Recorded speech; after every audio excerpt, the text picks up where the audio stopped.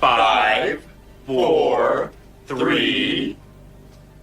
It's showtime. Good morning, Vietnam! Welcome to the party, pal! See you at the party, Richter! I didn't kill my wife! I don't care! Get away from her, you bitch! I'll be back. I'll be back. You did not gonna say that, did you? What I do have are a very particular set of skills. To do the vibes. I'm not bad. I'm just drawn that way. Inconceivable! Little Dallas multipass. This is a tasty burger. Face. Want to hear the most annoying sound in the world? Do or do not. There is no try. Dead or alive, you are coming with me. I'm the bad guy? And home. Smash. I can speak with an English accent. I have a very great friend in Rome called Biggus Dickus. Oh, hi, Mark. I want the truth! You can't handle the truth! You went over my helmet? What would you prefer? Yellow spandex? I know, right? There's no crying in baseball! Hey, where are the white women at? They're digging in the wrong place. I'm gonna make him an offer, Cameron. Are you not entertained? Second start of the run. Straight on for one. Yeah. You son of a bitch. 21 gigawatts! Wax on, wax off. Oh my goodness, I am sporting a tremendous Woody right now. Excuse me? Baking powder? I have come here to chew bubblegum and kick ass. Bartender is the aristocrat of the working class. You want to flip 6-3 whole play and you can score. Cover me. Why so serious? Dogs and cats living together, mass hysteria! On this team, we fight for that itch. It might be a tumor. It's not a tumor. No ticket. No ticket. We're gonna get FUBAR now. What the hell's football? I get older, they stay the same age. They just... Here's Johnny. It's not what you know. It's what you can prove. I'm a dude playing the dude disguised as another dude. 15! I ate his liver with some fava beans and a nice Chianti. Hope is a good thing. Maybe the best of things. And no good thing ever dies.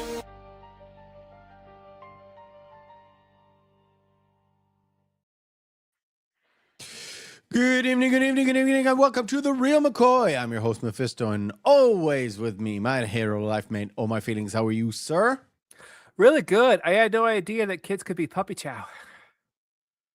You are a disgusting, horrible human being. What is the Reel McCoy, you might ask? The Reel McCoy is your weekly movie podcast where we ask you to go watch a movie you watch, come back to us, and we break it down for you. This month, we decided to, something that we kind of discussed a lot during the past 5+ years, is those movies that you want to see once for whatever reason, and you never ever want to see them again.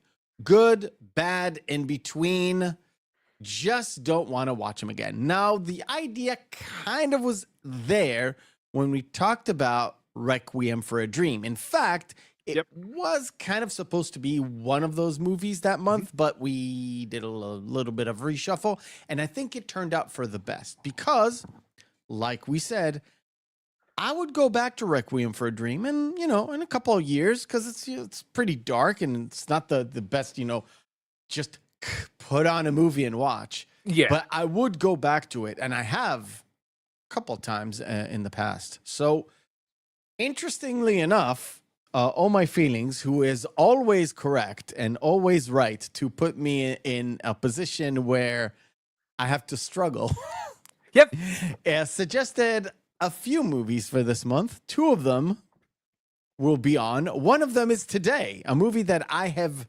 never seen before. Shocker, it's a horror film. And I never, ever, ever want to see ever again.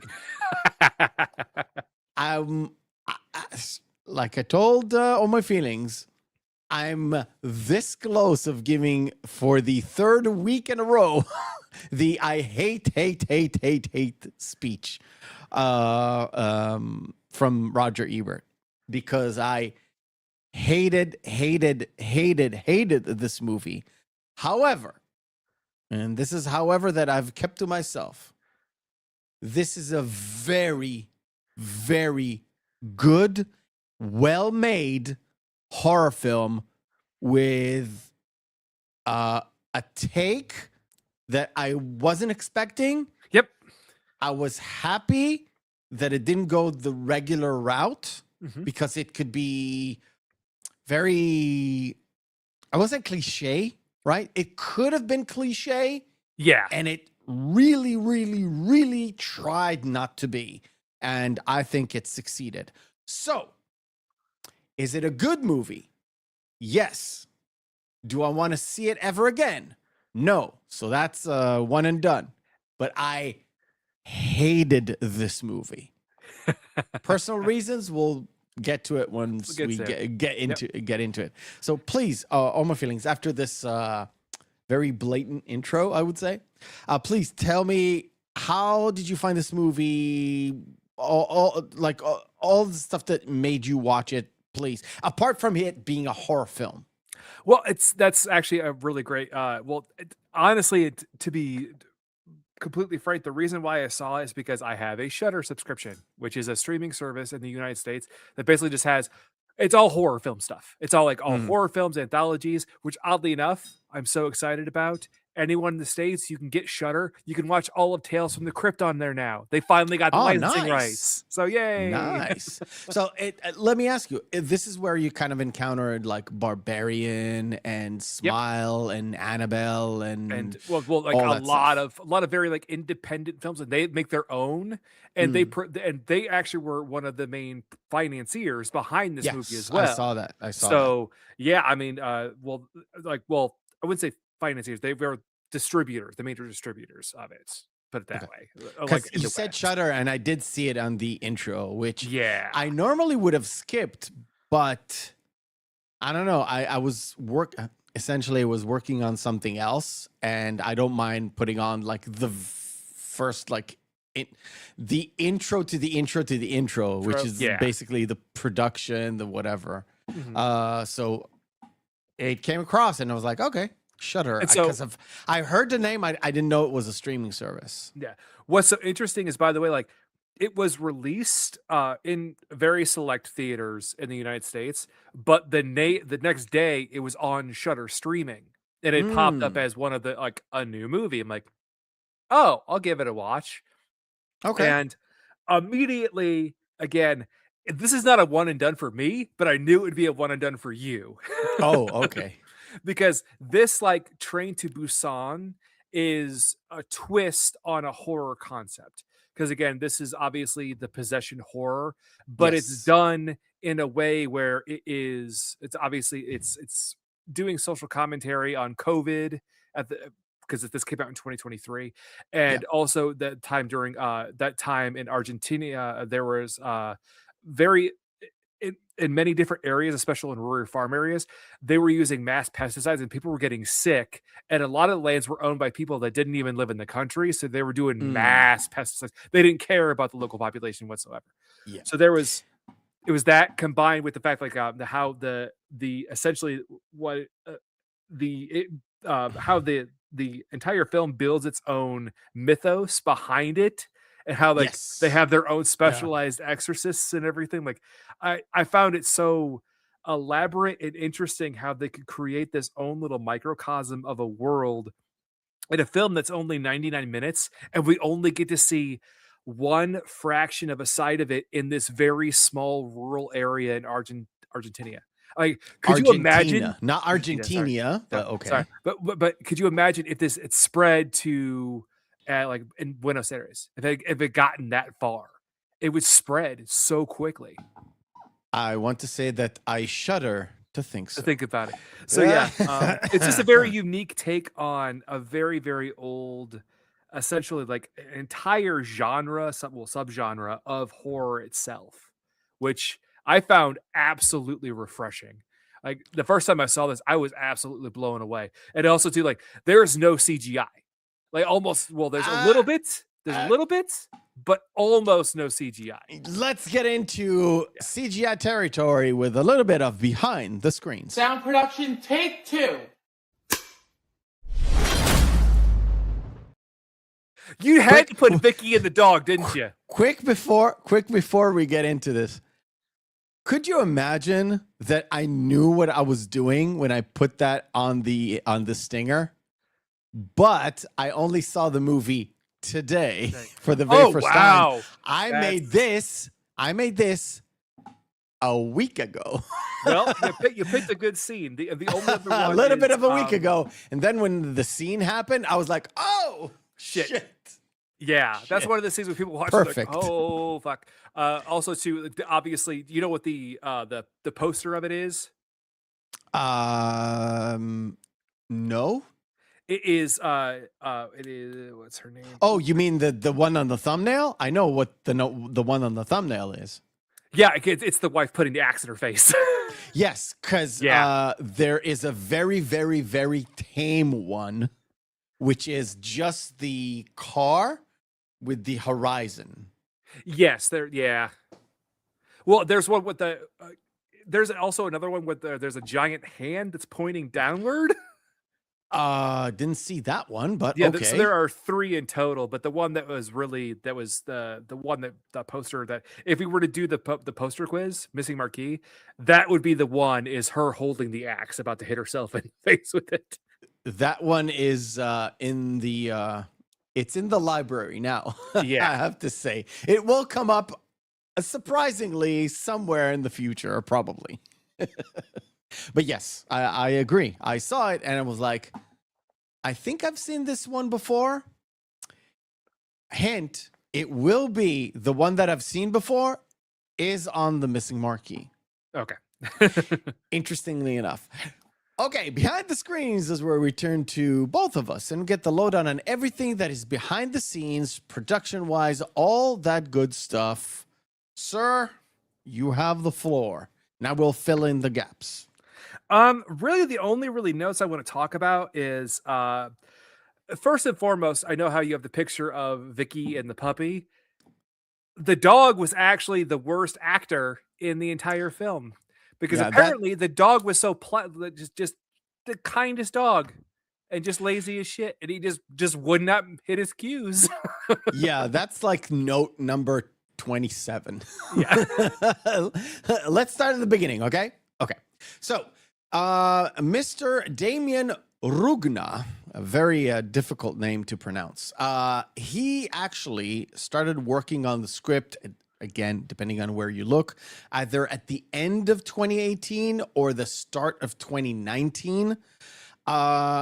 His previous film is called Terrified. I think you mentioned it. Yeah. Behind the which is also another great film, but also if child murder bothers you, that's the film you can avoid. Okay. So the thing about it is that movie came out in 2017. Mm-hmm. And after it came out, Rugna was commissioned to make an American remake of that movie.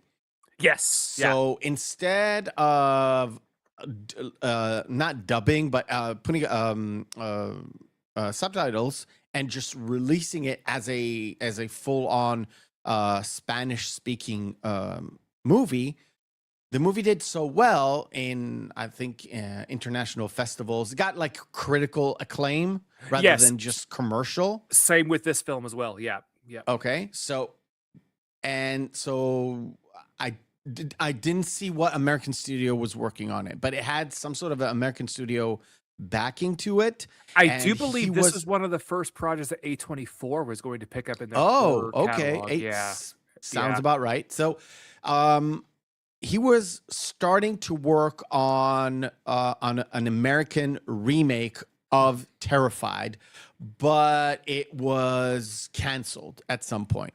So he dove into working on this script, started developing it, worked. I think he had about 80% of it done.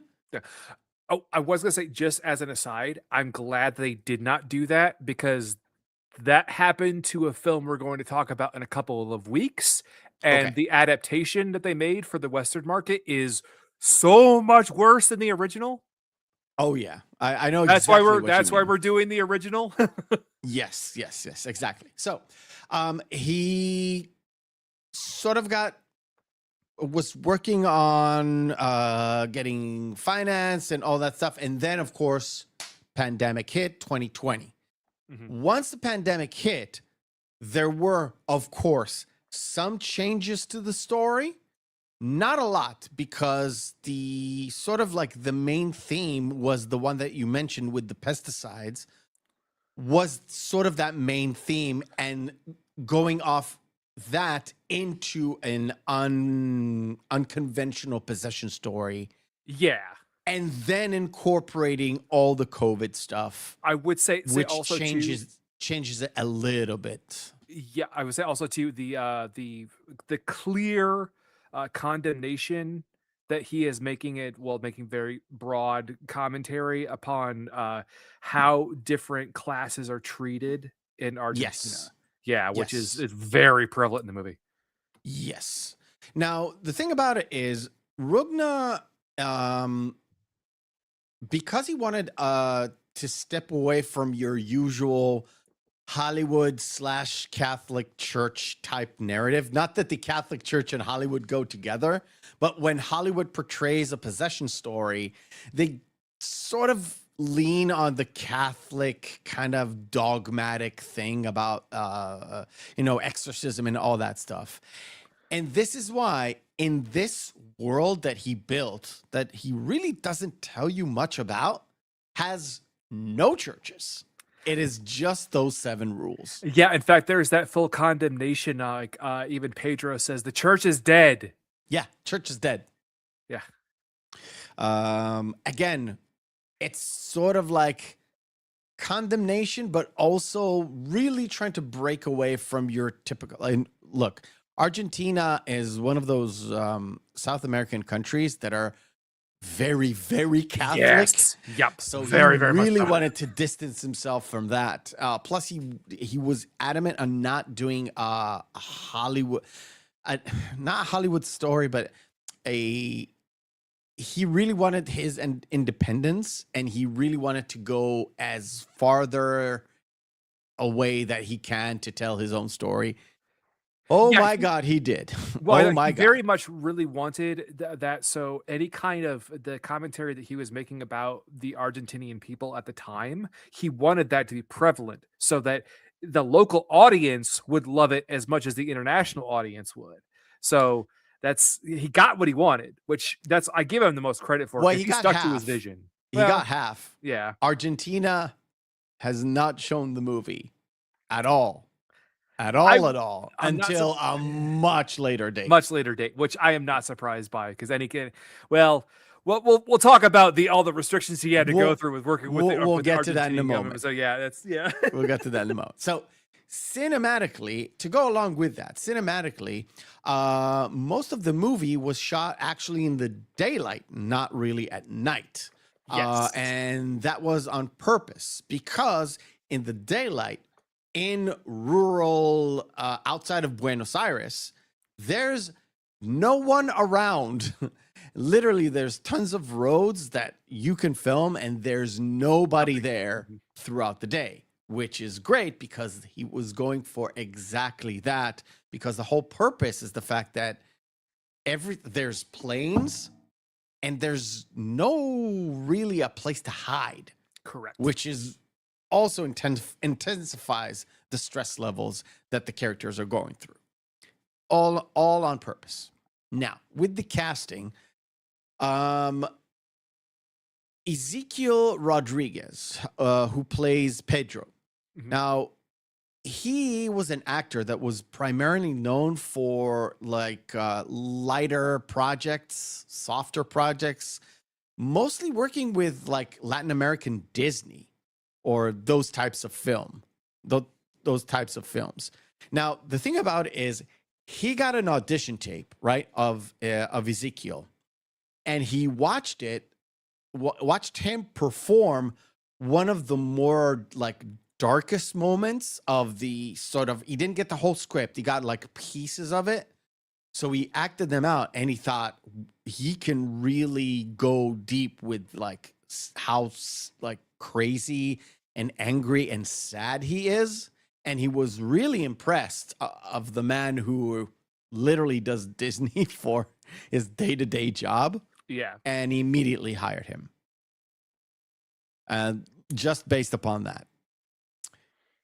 Now, the guy in the Uriel suit. Yes, there was a guy in the Uriel suit. Actually, there were two people. I was going to say, well, it depends on which shot, because it's at some points in time, there were 4 puppeteers that were operating the Uriel suit. There's always a guy in the Uriel suit. Yes. The thing about it is, it was actually 2 guys who kind of alternated because the suit was so heavy, the prosthetics was so much, it was impossible to do for just one person the whole time, even though it's relatively, you don't see it that much in the movie. That was shared by Pablo and Gonzalo Galarza. I'm sorry if I butchered those names. I really appreciate that. Now, I couldn't tell if those were like actor brothers or they just happened to share the same surname. I do not know. Couldn't tell. So the entire shoot took about 40 days. Now, it seems like it's a short amount of time, but in fact, for an independent film like this, it's considered luxury timeline, which they have a lot of time to like do more takes and fuck around and you know, try some stuff. But this is mostly due to like the prosthetic work, the rigging that they had to do, and all that stuff, and the makeup. Well, I will say too, they had a lot of time to fuck around, except for when it came to shooting with the kids. In a moment, we'll get to that in a moment. Don't worry. Oh, I will say, just as an aside, you mentioned the obviously the riggers and also everyone who did all the VFX. They worked on Terrified with him beforehand, so he he grandfathered in his VFX team, in which I don't know why you wouldn't, because they did an amazing job in both films. I mean, to be fair, we've talked about this. We've done so many movies, talked about so many movies together.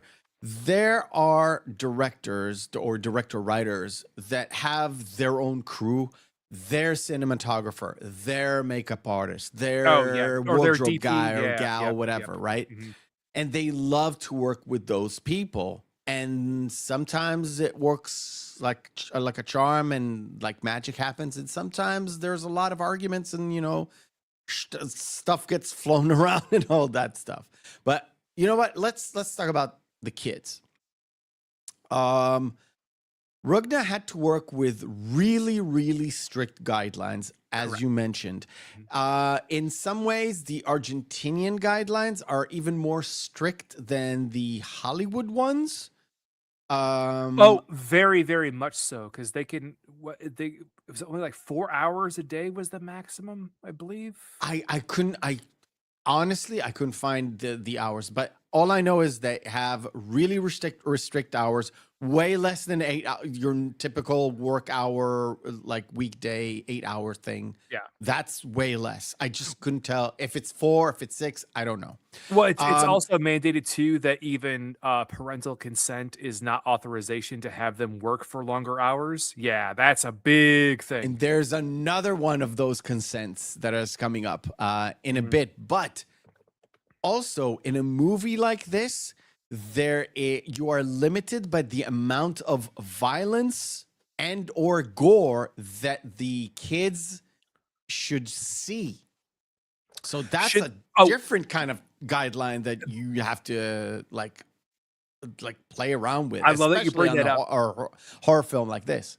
I love that you bring that up. Is also depending on the age of the child, depending on whether or not they can actually have any kind of blood or blood-esque type of thing on them at all.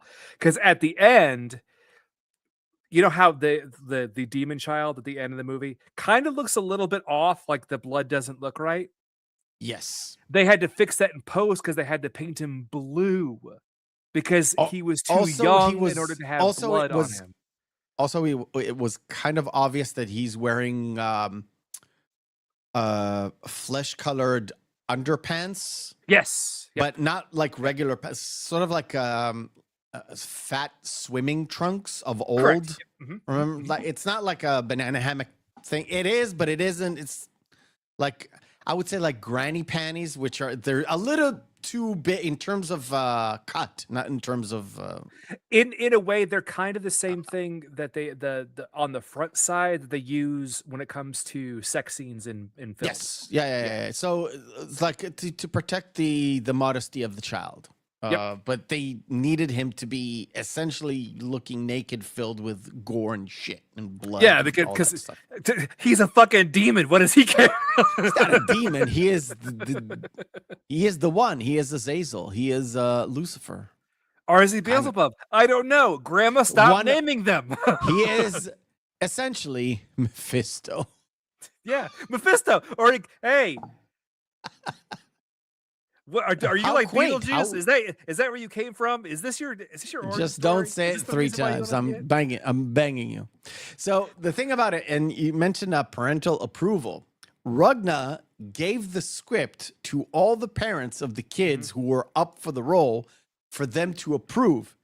And surprisingly to him, all of them had like a positive response. It's like, yes, my kid can do this. And the kids actually enjoyed working with the fake blood and had no problems with it whatsoever. Well, we know that girl at the end was having a goddamn time. Like, she's dead. Stop hitting her. Yes. Oh, God. So the shoot itself was, I said, in rural areas outside of Buenos Aires. And as we mentioned, Rugna is a massive believer in practical effects. He got his own crew, his own guy. I think I had the name of the guy. I had his name. No, I didn't write his name. It's not only the guy who did Terrifier with him. He's worked on him with other projects that are like less gory. So, Terrified, not Terrifier. Sorry, not Terrifier. Completely different films. I think did both of them came out 2017? I think so. The original Terrifier, yeah, I think so. Yeah. Okay. If maybe not, then the short that Terrifier was based on came out then. Anyway, but so everything in the movie is done by makeup, clever camera work, special riggings, and of course, trained animals. And speaking about the animals, the goats. The goat scene was particularly nasty. Not because the goats are smelly, because they are. It took a full day, so about 10 hours of light, because it was all shot in to get the light. goat to walk toward the actor playing a wreath. The thing about it is the goats were particularly unwieldy, making it the most, and I quote this, the most unscary days of shooting on set. They kept running away. They didn't stand when they had to run away. They just stood still and looked at the crew and all that good stuff. So goats being assholes, just ask Jeremy Clarkson. Watch Clarkson's Farm, you'll see. So the goat going to the gun, it's mostly the gun going to the goat. Go to the goat, yeah. Yes. But, it's a trick photography, as they say in Three Amigos. Yes, just in the same way, no, Gandalf is not that big. No. Sir Ian McKellen is not 9 feet tall. No. And as you mentioned, the dog that literally eats or mangles the little girl, he was not fun to work with at all. He's just like, really, I'm good. Yes, he's let's say the name Hooch kind of fits his demeanor. Very much so. Yeah, very much so. You said that there was no VFX. Correction, there was a little bit of VFX. A little. No, well, I said in most films they would use all CGI. Oh yeah, this yeah, time yeah. had very, very little. No. That's like I said. Rugna was really, really into practical effects. He would have given Tom Savini would have been like, yeah, thumbs up, Yeah, my guys. yeah, for sure. Most of the digital work was hiding cables, safety gear, and all that stuff, and they added in some blood spatter, some of it, but it was adding into something that was already there. So it was already a bloody mess. They just added in extra stuff. One particular VFX shot that was sort of a composite was the brain eating scene. Oh, Sabrina and Santino, yeah. Yes, which Demián remarked that it felt surreal, and he kept calling it the popcorn scene because to him, it looked so surreal. It looks like a woman eating a popcorn out of a child bucket. Could you imagine people in the theaters eating popcorn and seeing her just reaching into Santino's skull? Well, to be fair, when did the whole popcorn bucket that ties into the movie fad kind of started? Was it like a couple years ago? That was before the bucket? pandemic because they had an Avengers bucket for Endgame. Oh, I didn't see that. Yeah. There's the Wolverine one where you literally eat from his mouth. Yeah. The Dune one where you kind of eat off out of a worm. There's like tentacles or teeth essentially. And there's the Alien Romulus one that I saw. I would say the only way that I would buy a Dune one is if they gave me a little salt shaker that said spice on it. That would be interesting. So that'd be cool. That would be interesting. Like blue salt, because it's a polycarbonate. You can just paint it whatever. You can dye it. It's fine. I know. So the movie was actually shot in 2022. Mm-hmm. And after all the post-production and everything was done, and they had to wait about 9 months until the movie debuted in the Toronto Film Festival. Yep. And again, it could not be released in Argentina because of the children getting killed scenes. Not one scene, several scenes. It was just Demián did not want to compromise on anything, anything. And now for the one fun fact that I saw where I thought this just fits right up our alley, especially after the movies we covered. After the film got released, Demián Rugna met Viggo Mortensen, of all people, at a bar. And they talked about something that is currently really hot, which is soccer. But it's not really, for people outside of the United States, it's a given. Two guys meet and sports teams come up because sports. It's most notably it's football because it's the biggest game in the world. Yep. Just in the States, it's called soccer. Mortensen is from Denmark and Rugna is from Argentina. Argentina is really big into soccer. The thing about it is everyone has their favorite team in other countries, right? Mm-hmm. Mortensen roots for San Lorenzo. And Rugna roots for their arch rivals, Atletico Huracan. Yes, it's Hurricane, but Huracan. So it was a heated argument, I would call.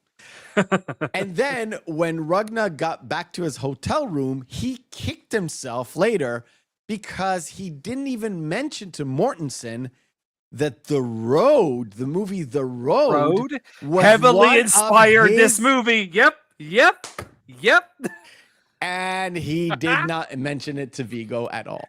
Very, very. I was waiting for you to bring that tie in because it's great. That's how life goes. And I don't even have any box office anything. And I couldn't even find the budget. There is the only box office information that's available because was only released in the United States on a very limited screenings. I think it was only in 15 theaters, but it only made $2.1 million. Oh, shit, that's a lot.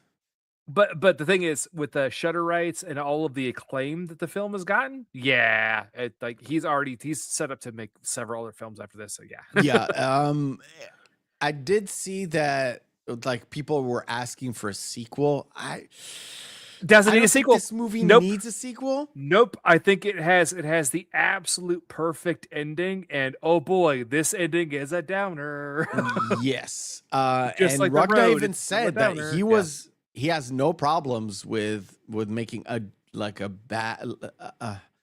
non-conventional ending, which sometimes evil wins, because in the real world sometimes that's the nature of wins. it. Yeah. But there is a script already written, and I'm like, fuck no. No, absolutely fucking not. If they happen to make it as good as, which by the way, I saw Ready or Not 2. I'm actually waiting for that. It actually wasn't bad. I actually enjoyed it. Oh, you saw it? It's already out? It's on Hulu. I'm gonna wait until I can legally see it. Okay. Okay. Cool. Hulu it's legal. It's streaming. We don't have Hulu here. Okay. We do have Disney Plus, but it's Disney Plus. It's not Hulu. I'm surprised you're not using a VPN. I have other methods, but I want to see it legally. Yo ho. Yes, but I want to see it legally because I think it's fair. It's fair. I don't mind watching it with commercials once, and give the movie its proper dues, and then we'll roll the dice on that one. All right, cool. Since we're all lurkers today, we're going to do probably a speed run with our first game of the night. It is Missing Marquee.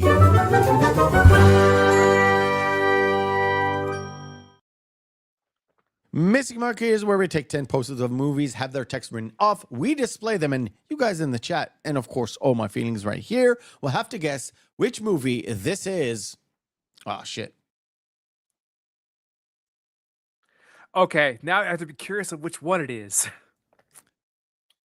Just give me the name of the movie. Children of the Corn. Children of the Corn, which this particular poster inspired the poster for Where Evil Lurks. Yep. In the Fandango interview, the question was asked, which kids would be more deadly? The kids from Where Evil Lurks or Children of the Corn? And Demián Rugna said, Children of the Corn. And I think Demián Rugna was trying to please the interviewer. Yeah. Let's continue. Hey, Jay. Good to see you, buddy. We know this one, so Jay, that's you. Yes. All kids are deadly. This little island it's not really little. And oh boy, when you know the history of it, oh boy. Oh no. Oh, Jay doesn't know. It's not Madagascar. It is Madagascar. Correct. Yeah.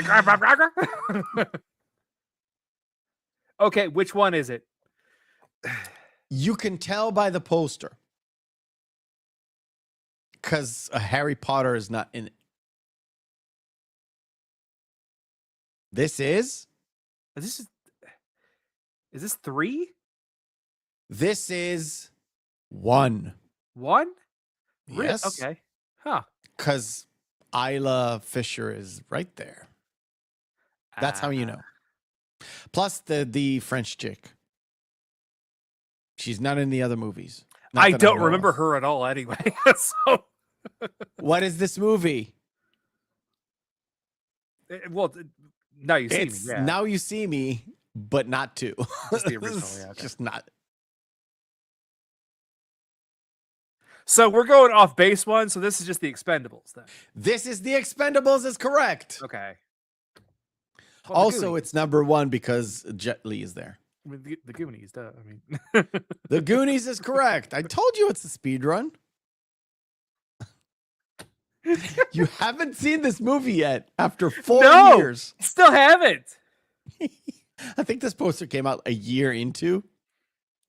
But I know it's War of the Roses. It is War of the Roses, correct.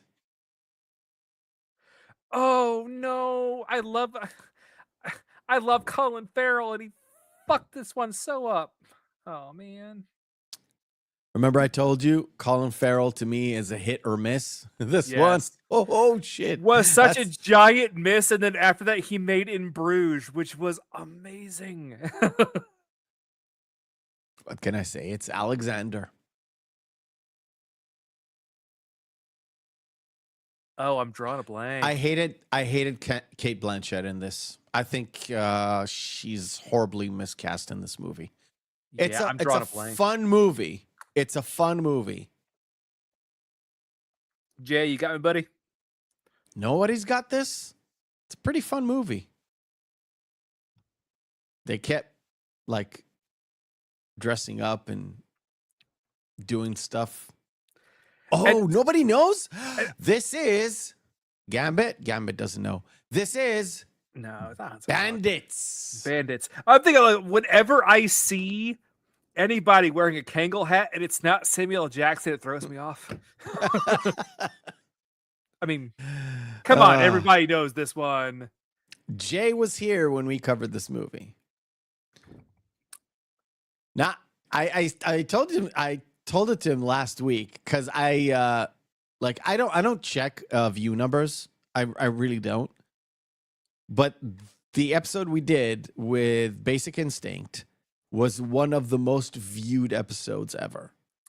They're wondering to see if you show the scene. I think so. I think so. You know what the other one is? It's striptease? No. It's a Lock, Stock, and Two Smoking Barrels. Oh, really? Was supposed to be Aiden Paladin, but it was one of the ones where the camel, the straw that broke the camel's back with Evie Mux. That I was like, I'm never ever streaming with that platform ever again. That's right. I remember. Yeah. Yes. I had to do that by myself. Wow, 2 Stephen Kings in one 2 list. Stephen Kings. Everybody knows it. I'm holding. I'm. Everybody knows that Stephen King hates this movie. Jay's got it. Everybody knows. Yep. It's Carrie. And that is it, ladies and gentlemen. Okay. Bit of a breather while I touch the sky. No, just kidding. I'm just pulling up the movie. It was so fun last week. Not gonna lie, that Jay couldn't see all the production stuff that you can see. Oh, that's great. That's great. I was like, oh, a little bit like less pressure. You breathe a little bit. No, stop there. No, you've reached it. Also, Jay, I haven't had a chance to talk to him yet about how, because I haven't watched it yet. I'm gonna listen to it after this.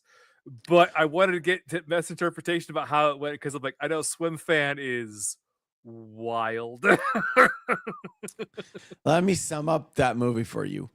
I hated I figured that movie. Yeah. Oh my God. But it's right in Jay's wheelhouse for what you cover, buddy, and we love you for it, man.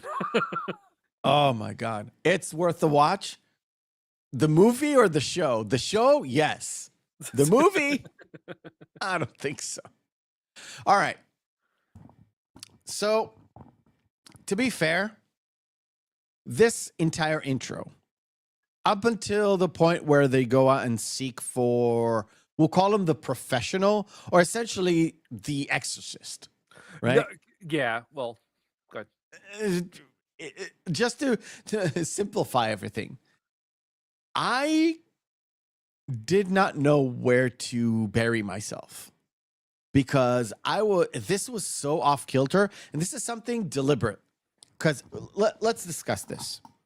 Generally speaking about this movie, it sort of starts and it already puts you in the action, essentially. The movie starts and there's no like a traditional intro. There's no, in some like, I'll go off kilter here, but in some like zombie movies, right? You can hear like news clippings or radio or television. There's no build up, like something.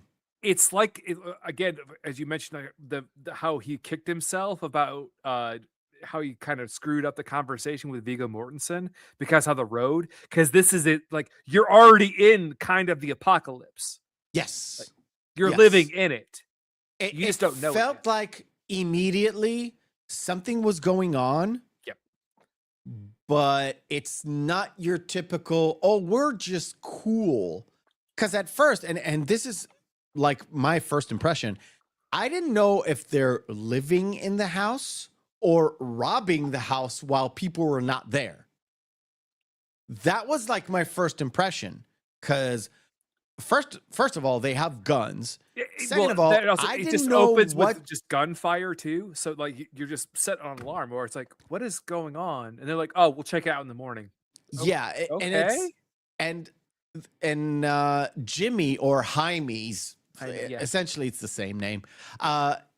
Jaime's hat threw me off because when you're just put in a position, you start the movie and there's action going on and there's let's say like mystery, right? There's the gunshots, so it's a mysterious thing that is happening and you don't know what's going on because the movie doesn't really tell you anything about it. It just starts, right? You're looking for something familiar, something that you're clinging on to get where you are, what time you're in. Where is this thing? Where is this story that just started that didn't tell you anything about it? Where's this going? One of the things is the hat. The hat threw me off because it's very much like 1930s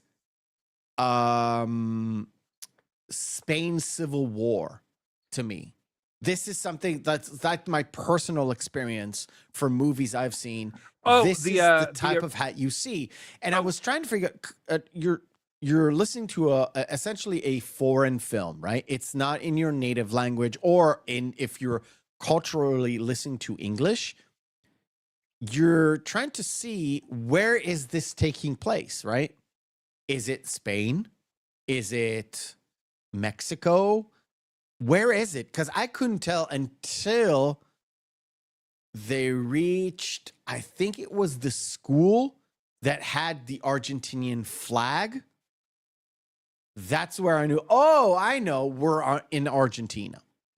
They don't mention Buenos Aires. They mention the city or the town, right? I do believe there is one outside of the police station as well that they go to. I didn't see it. But that's the only indication, and the only other thing that we would give it to, like if you know Spanish language at all, like the only one that would use like with it's because it's spelled Mirta, but it's pronounced Mirta. So it's like the actual like Spanish like Ibiza. It's the same kind of thing. So it's either Spain or it's like it's one of the. It's essentially the Madrid way of talking Spanish. Correct. So it'd have to be in South America, or it'd have to be Spain. It had to be Spain or Argentina, because that's the only two places that kind of speak with the sort of, it's not a lisp, but it's a way to pronounce the S's. It's Mirta. Well, S's and Z's as well. Yeah, yeah. Mm-hmm. You're in the ballpark, right? Yeah. You're in the ballpark. It's a different way. I was watching Joey Coco Diaz on the other end while we're talking. One of the things he said about Cuba is that Cuba has sort of two places where in most places they talk with like let's say normal Cuban accent, and other places they do have that Madrid Spanish thing, that same drawl that the Argentinians have and the Spanish have. Oh, okay. Yeah. Just something out there. No, that wasn't the one that I was watching. That was a different story, but never mind. Okay. But yes, going back to this in the morning, and of course we will jump further on. Don't worry. They find this thing. And one of the things that Jaime says is that I've seen this before. And when any character says, I've seen this before, I know it has some sort of meaning, and it will come back at a certain point. And I was waiting on that. When they got to Mirta, that's where, okay, he already knows this chick. And then it kind of unravels that she is also an exorcist of sort, a cleaner. Which I love too. We talked about how it's almost got state sanctioned, where there were essentially these cleaners that were basically state agents that would go out and try to root out the rotten before the corruption of possession could spread. And we mentioned this. Demián said that in this world, and I think the mother, Pedro's mother, said it, that there's no God anymore. There's no churches. Yeah, God is dead. Maria Gomez. Yeah. And she's sort of like, let's say, completing our knowledge of this world, right? There's the conversation that she kind of has with Pedro and essentially Santino about how things kind of work. She's the one that fills in the gap with this, we'll call it like a minor exposition dump of sorts, right? Where she kind of talks about the rules and then she gets stuck on the seventh rule that everybody forgets. There are two major really exposition dumps when it comes to the rules, because there's Sarah, who is Pedro and Jaime's mother, and there's Mirta's exposition dump with them at her house. But each of them have their own unique interpretation of how the rules are really expressed and how they actually are really taken and how they affect everyone, which again makes this world so richly lived in by being only a 99-minute movie. Which in so many ways too, when after I watched this with someone, as you know, Meth, she goes, wow, so in many ways you could think about it as this is after the biblical revelation in many ways. So people are just but people survived. So it's a different interpretation of after the revelation. So there's still demons on the world and they're still spreading, but they are. So yeah, I get it. I get it. Yeah. I was like, oh, that's a different thing. It's the apocalypse, but people kind of survived it. And if you really look at let's not go deeper into like apocalypse theory, because it's different with Christians and Muslims and Jews, but essentially the Abrahamic thing. Yeah, correct. Essentially in all of them, there's like sort of a calling of the wicked, as in not call them, as in culling of the wicked. And there's always some sort of thing that gets left behind. Sort of, it goes back into, it goes back to Noah, where God promised Noah never to completely eradicate everything and always leaves something behind because God loves his children or whatever, right? Well, it's so different too when it comes to Abrahamic religion, because some believe that during the during the everything in Revelations, like when the rapture occurs, all the good people will be saved. Yes. Then everyone else will be doomed to walk the earth. So this could be what's left after that. Well, everyone has their own interpretation. And we find out that Pedro, besides being an absolute fucking dumbass, tried to kill his kids. Yeah, kind of. I want to get to Ruiz. I think the Ruiz thing is one of those curveballs in this movie. Do you know what I mean? One, it seems like he is like the landowner for both Pedro and Jaime, but it's not really. They don't say anything. No, he's the landowner of the entire area with where Pedro, Jaime, and also Maria Gomez, Eduardo, and Uriel live. Yes. And his entire thing too, where he has again, this is where the social commentary comes in, where he says, no, it's the government. They're coming in. They put one of the rotten here to ruin my land so they can come in and take it over. Yeah. That's one of the things that get established really early. And this is like, don't use guns to kill rotten because it just makes it spread, or it just, brings on the not the demon, but him. They don't say who him is because they're not allowed to say his name. But essentially, it's like it's Satan reborn on Earth. Well, that's how I got it. But it's so aspect vague of any of the aspect, essentially, because the anger itself and the action of committing violence. Because again, one of the rules is don't harm it. Yeah. Spreads it because it feeds on anger and it feeds on fear, which we'll get to fear in a minute. That's where. So essentially, what Ruiz is doing by his action there, he's making it stronger.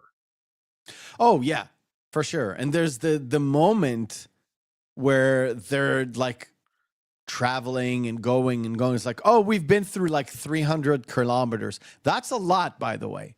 That's like 3 hours ride. And then you're like, no, let's go a little bit further. And then they're having this weird discussion and Ruiz almost hits that kid that comes back later. He's near the school. And of course, that's where the rotten is because he swerved and the rotten kind of, fell out of the fucking truck. Correct. And of course, the kid went to go inspect what the hell fell out. And Bob's your uncle, the rotten, the malignant, or whatever you want to call it, it's spread. I would say you can call him a vector or patient zero in this case. In this case, yeah, he's acting like patient zero, but the infection doesn't actually stay near the rotten. It actually gets stuck to Ruiz, and this is where the goat scene comes. His wife realized one of the goats is not to warn him, like, hey, no, one of the goats is obviously clearly possessed, and the scatters the herd, and the goat, like, I wish you could just show just a little bit of the goat walking toward the barrel. I can try. Because the goat knows. The goat absolutely, well, the demon inside knows. Yeah. He's got an itchy trigger finger, and he's just going to spread me. So, yeah, go ahead. Shoot.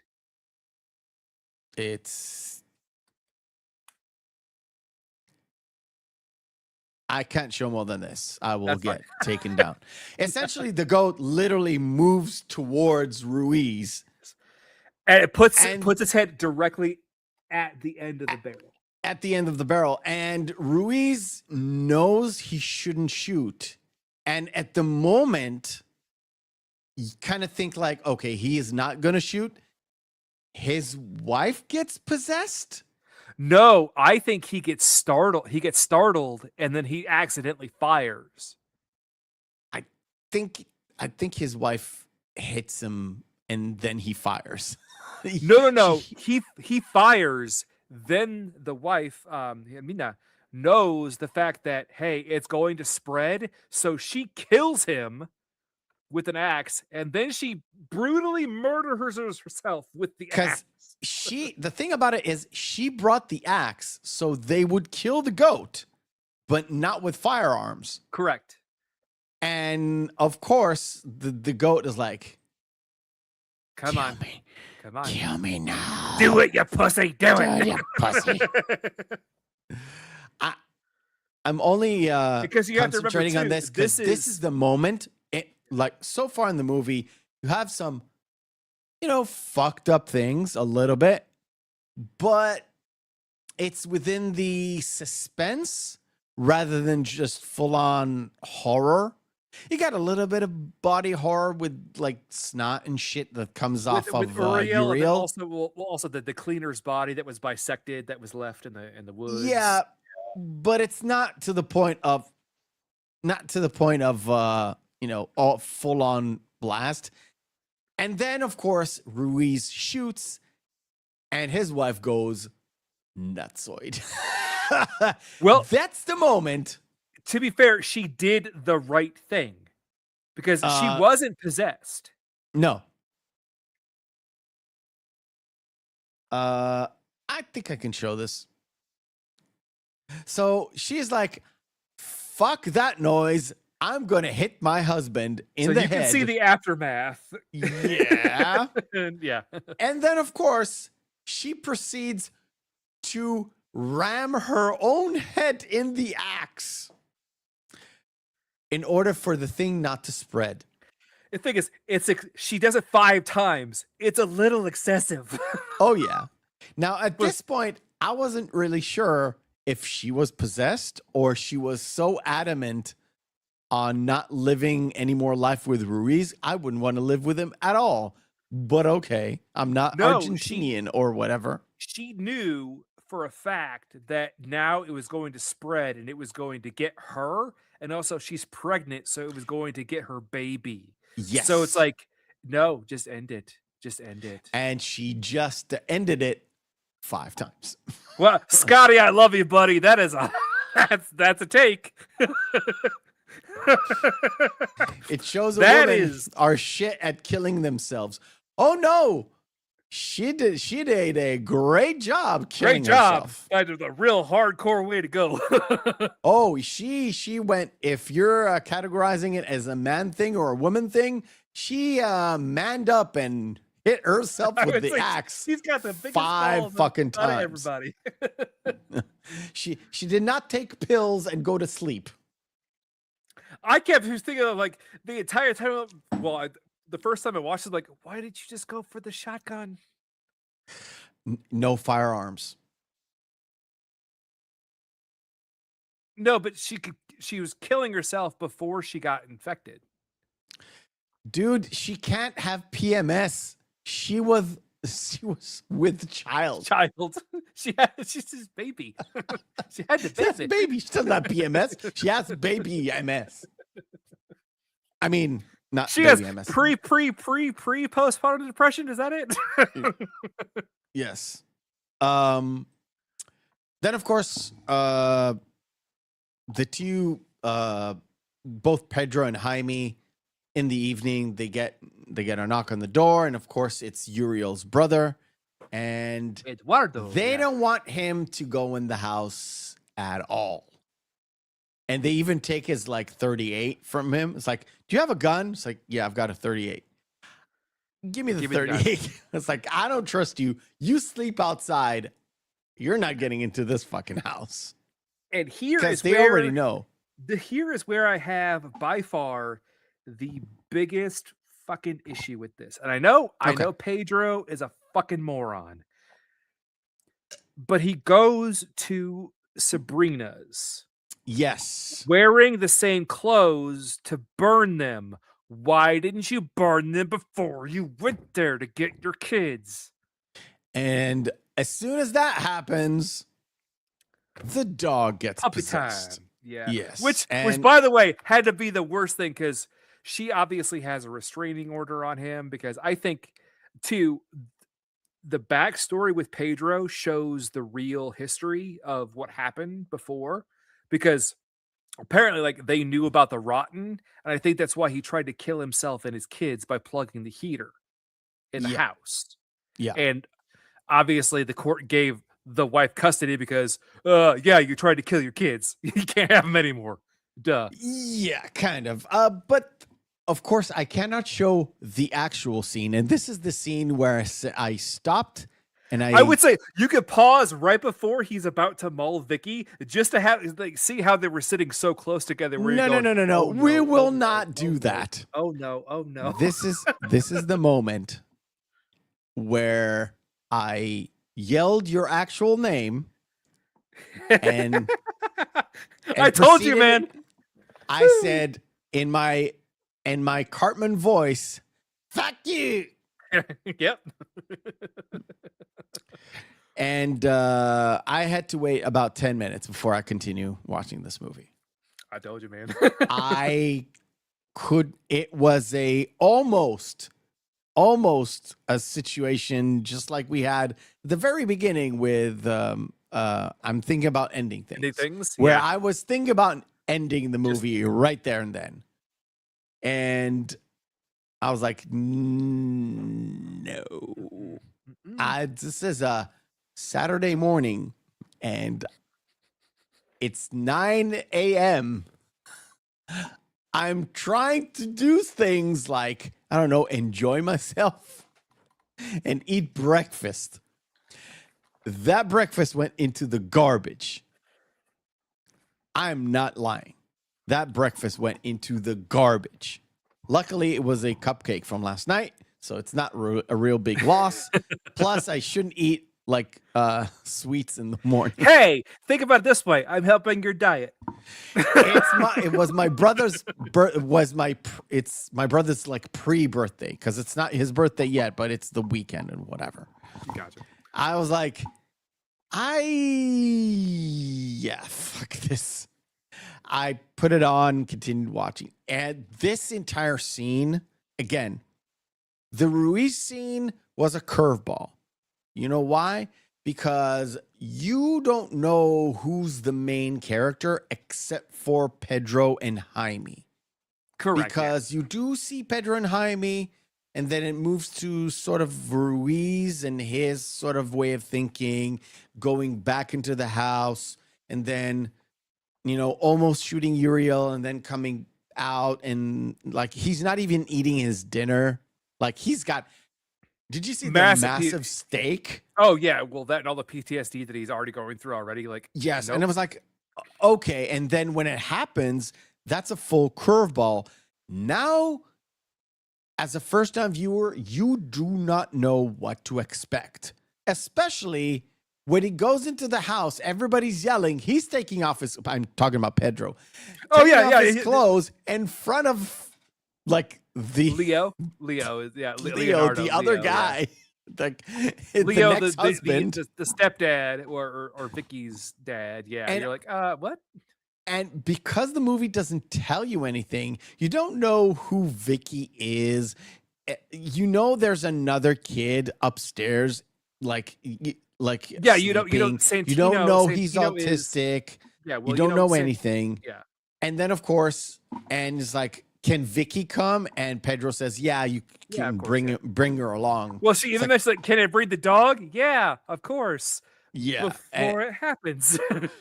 And then the dog proceeds to bite Vicky, clearly murdering her, and then stepping outside for a stroll with her in his mouth. Baby, yeah. And all hell breaks loose, and it ends up with them scouring the neighborhood. The police is being called already, and when they do show up, we kind of sure. But Pedro and everybody clearly knows the rules. So when Leo runs off with the gun, he kept saying, don't shoot the dog. It's not a dog. It's the demon. Yes. Yeah. It's this. Literally, it's, come on. At the stage. There we go. Leo, don't use guns. It's like, and Leo is like going crazy. First of all, there's the ex-husband that has a restraining order, literally getting naked in his own house, trying to take the he kids gets naked away. in his own house, sets his own clothes on fire, and then demands new clothes.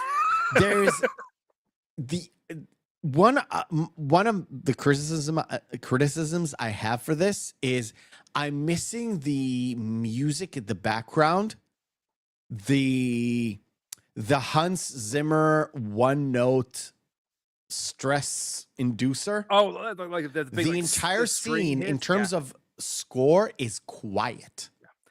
Which there's no oddly enough, score. that's the right? reason why I love it. Oddly, that's the reason why I love it, because it feels so lived in, and the pressure is there to make sure that the argument is heard. There's so much to having a score that takes whatever. This entire scene is so fucking stressful. Oh yeah. You need to crank it 5 more notches with the score, to me. I don't think you could. There's somewhere out there some we'll call it internet autist that would literally think the same thing I did and actually do it, create and put it on as a short or something. Yeah, I know. You'll see. And it, like I said, it's so stressful, and it ends up with like he talks to the cops that he already talked to. He went with Jaime to talk to the cops, and you realize it's that whole government / corporation, the classes thing. Again, that's where you kind of get it that it's been neglected by the government or by the police or by whatever the authorities, whatever you want to call them. The sheriff there says like, oh, this is a matter for public health, which is where the cleaners work. So like, no, we'll call them in. They'll take care of it.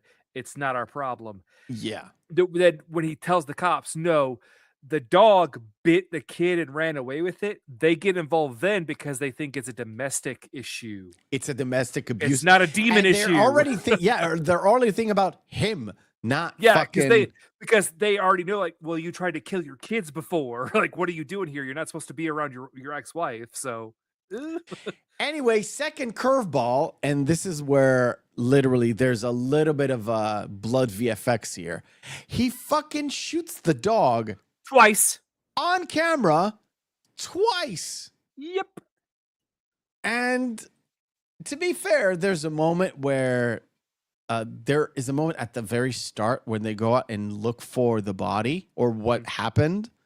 And Jaime kind of kicks one of the dogs because he was trying to shoo it away, but he actually kicks him. I was like, okay, this will never happen in an American movie ever, ever, ever, ever. Yeah. What I found really interesting too is there were already subtle nods to the how Uriel was one of these one of the rotten, because the dogs that were there that came with Jaime and Pedro would not go near the house. Oh yeah. So besides the fact that Pedro kind of manages to communicate with his autistic son, and kind of the coaching of the son knows where the mother's keys for the Volvo, for the car. Yeah. And that moment was like, okay, I can see that in real life. I've seen this in real life where stuff like that kind of clicks with nonverbal autistic people. And then, of course, the juxtaposition is Vicky coming back and then whispering in her mother's ear. I think by far the most alarming thing is she's fine. Oh, she's fine. It's like, oh, by the way, Dad's coming to kill you. Yeah. Dad is coming to the house and hits you, and bam.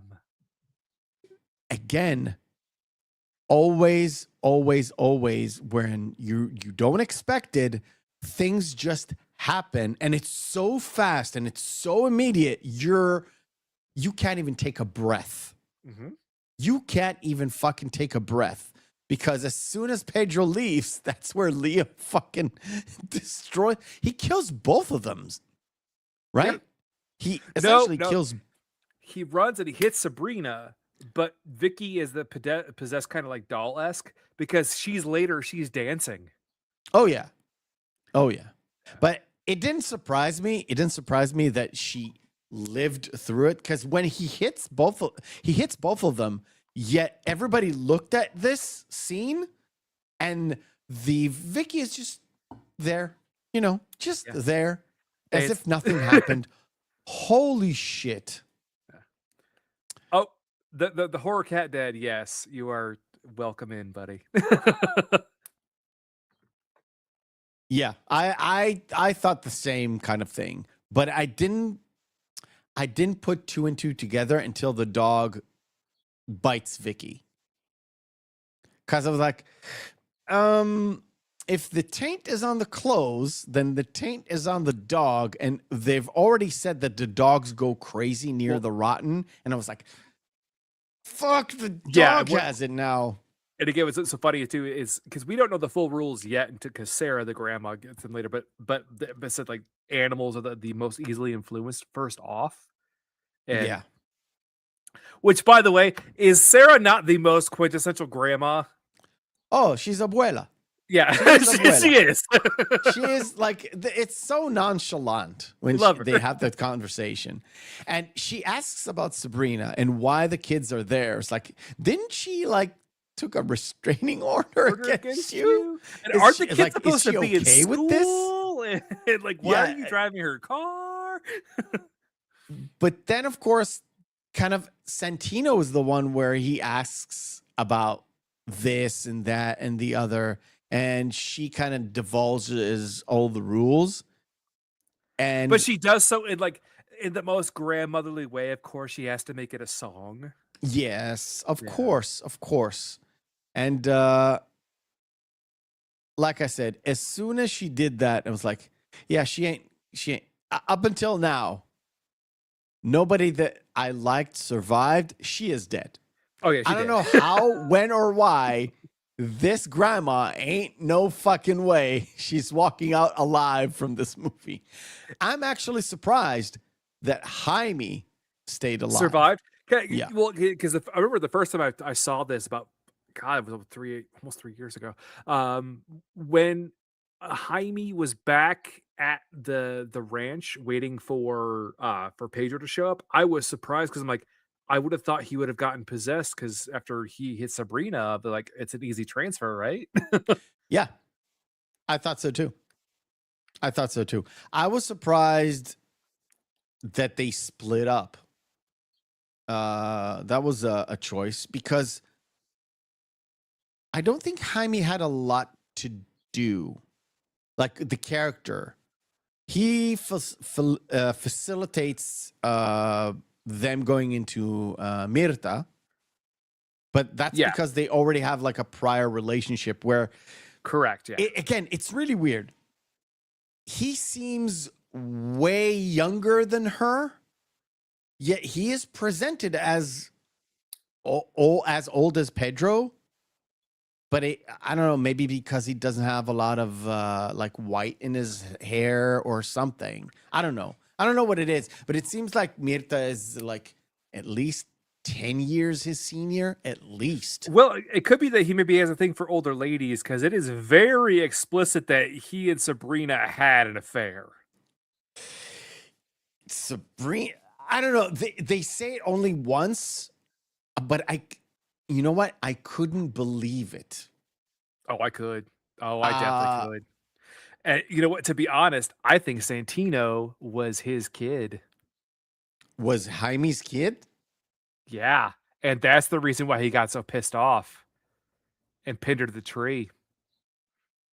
I don't know.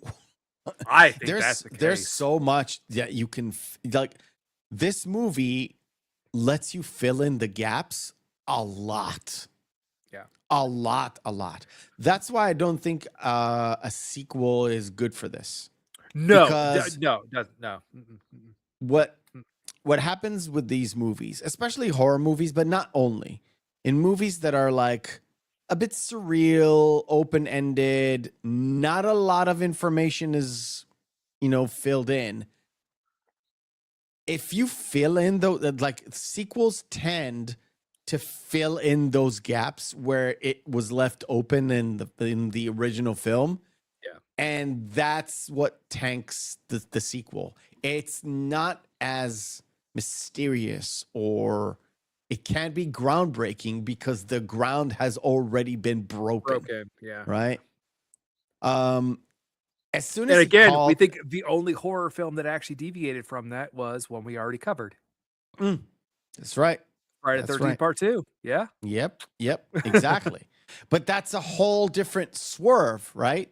Because it filled in gaps, but it added in other gaps. Because essentially they changed the killer. Correct. Yeah. Well, they changed the entire mythos, really. Yeah, of course. The thing about that phone call, immediately Pedro's like, "Who's calling?" And he knows exactly who's calling. And as soon as he picks up the phone and he hears Sabrina, he's like, "You're already dead, getting killed. You are already dead." Well, what I love, probably like the most pernicious thing about this, too, which this is not the only only film that has done this, where a demon knows everything that's integral that could actually just decimate a person with a couple of words. I think it was Denzel Washington film. I always forget it. I really like it too. John Doe. I think that's it. Yeah, where the demon keeps hopping over to different bodies in the cave. Oh, that's not John Doe. Is it John Doe? I know exactly the movie you're talking about. Now I don't know the name. Yeah, you guys in the chat fill us in. It's good. Look, because the demon would always hum the first bit of the rolling. Is it Fallen? Yeah, it's Fallen. It's Fallen. Fallen? Yep, he's right. Yep. Horror. I've seen the movie. Right. Yeah, I've seen the movie. But yeah, could be Fallen. I haven't seen it in a long, long time, but it's the same kind of thing where he knew exactly how to get to him. Yeah, Dark in the Wing is a good movie. One that you would not like, Meph.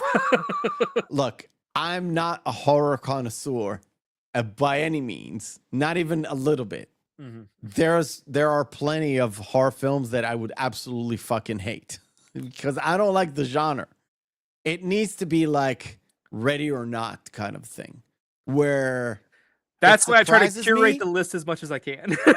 It surprises me, but in a very, very good way. Yeah, very, very good way. I Saw the Devil is one of those where like, ooh, yes, please. So they go to Mirta's place, and Mirta and Jaime have that conversation. Again, I'm jumping forward, of course. And when she greets them, you don't quite know what to make of her. It's like she offers them a place to stay, but she tells them there's no like electrical lights or anything. And Pedro's the one that wants to stay outside in the car. I couldn't figure out the dynamic there. Pedro wants to stay outside of the car because Javier won't leave the car. It's translated into Jair. Yeah. It's Yair. It's It's sort of a Jewish name. It's all about light, but never mind. Yair, there's an MMA fighter, a Mexican fighter called Yair Rodríguez. Same, exactly. Jair. Yeah, it's Yair. Anyway, Pedro wants to stay with Yair because Yair doesn't want to leave the car. Well, that's a bad decision. Not a good one. But the dynamic between Mirta and Jaime kind of reveals itself. And this is where the setup at the very start, where he finds the tools and he says something about like, I've seen this before, but I recognize this, but I've never, like, I don't have the connection. This is where that connection is made. But again, they don't tell you. It's kind of, it lets you see it without them pointing it out and saying, oh, I remember this, or, oh, that's where the connection comes from.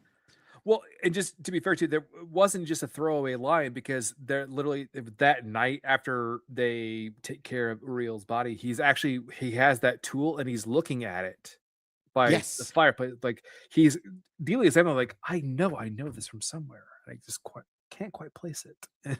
Yeah, and that's where I was like, okay, this is like that smoking the gun that appears in it's very Chekhov's gun, yeah. And used in the third one, but not it is there, but it's not because she does use it or tries to use it. But yeah, it's sort of that kind of a story setup where, okay, I know where this is going. I want to see how it develops. And when they get to her place, and of course, when she reveals it to not Jaime, but Pedro, we already know what's this, because we kind of see the other box broken at the very start, and we don't really know how to piece it together. But in so many ways too, which again, why I love this kind of universe that the director created, is because again, her house doesn't have electricity for an exact reason. Oh yeah, because again, it's one of the rules. Yeah. And so the question is, was Jair already infected or possessed prior to this? Because I believe so. I'll tell you why I think Jair was already possessed. She did not touch him. She touched the entire car because Pedro goes out and it's filled with blood. She touched the entire car. She did not touch him. No. I think he was possessed the whole time, but he didn't develop into a full-blown rotten. Yeah. I think he was essentially a rotten because the grandma kind of says he is. It wasn't. It was Mirta who said, like, no, he's already.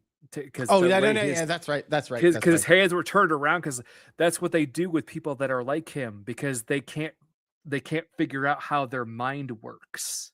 Exactly. And later, oh my God, when Jair starts walking around and speaking normally, that is the most chilling scene in the entire movie. I think so too. This, again, I was about to fucking throw up. Look, man, I've already got 10,000 scenarios in my head about stuff that could happen to my kids because I'm neurotic and crazy. Yep. Okay. Mm-hmm. I don't need another one, but I have two. I have two now. This is a moment where Sabrina essentially jumps through this is really, if you think about like frightening the audience, she goes up, you hear the voice of the splatter. You don't see the splatter. You don't see nothing. She just goes out the balcony and just jumps off. Yep. There's that splatter sound. And they go downstairs. They're so distraught. They go out to see what's happening, and there's nothing there. No blood, no gore, no nothing. She just vanished. And as a parent, you're like, you are going out your goddamn mind. And Pedro fucking does. This is where the decision to split up, I think, was really weird because Jaime's story essentially leads to nowhere. Well, if anything, you would think they would reverse it because you'd think that Pedro would be the one going after Sabrina and trying to find Santino because he thinks that's his son. Because again, I still think that's Jaime's kid. But Jaime should have gone with Mirta given their actual previous relationship because they're already close. And also, Jaime doesn't appear to be that fucking stupid. So maybe he wouldn't have gone for the axe. Pedro, you moron. That's exactly why Pedro went in terms of the decision of the writer. put Pedro there, because Pedro would be fooled by the kids. Jaime would not be. You know why? Because Jaime doesn't have any kids. If Santino is Pedro's son, he cannot be fooled by kids. Doesn't believe kids because he doesn't have any kids. People who don't have kids don't like kids. Yeah. Just ask anybody that doesn't have any kids. Yeah, we're getting to the same, but one thing I did want to mention too is just that again, we had the exposition dump from Sarah, the grandma, but Mirta brings up the rest of it where he goes, the reason why she came here was because you show fear. They feed off fear. Your fear of your losing your kids is the reason why they came after your kids. Yeah. Yeah. And this is why I told you I'm more leaning to the fact that the director kind of comes from the fact that he loves his kids and he so doesn't much, want, yeah, he doesn't want them to be in harm's way. And this is something that could happen, not possession, but sickness, whatever, like real life stuff. So in so many ways, it's kind of like almost his own immersion therapy is creating these, Yes. In a weird, sadistic fucked way? up way. Well, Yes. Yeah. Yes, totally. So they split up, and I want to get to, so this is where we kind of see she opens the box and we kind of reveals that she is one of those cleaners. I think she mentions her husband was one. Yeah, because they previously they had a church, but they were kind of false. They really didn't quite believe until it really all kind of went down. Then they got into it, and her husband was a cleaner and he died, and so she was left with everything else. Yeah. But it seems like she knows her shit. Yeah. I want to get to Jaime. I want to do Jaime first because the other stuff kind of leads into, something happening. The popcorn scene. Yes. Yep. I really can't show a lot of it, especially not the current picture. Thanks, YouTube. I can't. I will show this. So he sees Sabrina. It's sort of like he drives with no lights, then he has to turn on the lights to kind of see what's going on, and then he turns them back off. He sees her, turns off the lights, drives, sees the fucked up shit that is happening, keeps driving, and then he kind of slows to does a full-on double take. Did I just watch what I think I watched? Gets confirmation and decides to just fucking ram that bitch into the fucking tree. Now, this is, of course, his sort of thinking. This is not a firearm. It's a car. It's essentially a blunt object. But what do you think? If anything else, well, it also is not technically killing it and killing the brain in a way. So that way, like, even though she bends backwards and her brains are leaking out of her forehead, the vessel that the demon is in still hasn't been able to process and escape from the vessel because the vessel hasn't fully expired yet. So him pinning it to the tree is a way to keep it stationed there where it cannot spread any further. Yeah, I guess so. As long as he escaped. But to be honest, though, I think it was because he was overcome with rage because he just saw her kill his son. Yeah, I don't buy that theory. Well, because like even when she's leaning backwards, I thought you loved me, Jaime. Like I said, I don't really buy that theory. I would say, did Jaime screw Sabrina at some point? I think that's a given. Yeah, but I think yes. Does Pedro know? Maybe yes, maybe no. Does Jaime feel guilt? That's why he's with Pedro all the time. Probably. Yeah. It's all fill in the gaps. None of it is actually discussed. None of it is actually discussed. You don't know for sure Jaime screwed her. You don't know for sure maybe Santino is his kid. You don't know for sure anything. It's implied, yeah. Because it's implied, implication, like and maybe also too, conjecture, all that stuff. Well, and also too, like this would be a much worse film if they just explicitly had the entire like exposition dump of what happened there. Yeah. Like if during that conversation when they were on the side of the road with Sabrina on the phone, like after he hung up, he got, how Pedro got pissed off and broke up the phone. If he was talking to, he came in like, well, yeah, just how you fucked my wife, them having an argument about it, Yeah. it would ruin it. It would, yeah. It would have been too much on the nose. And yeah. Where is that picture? I was going for.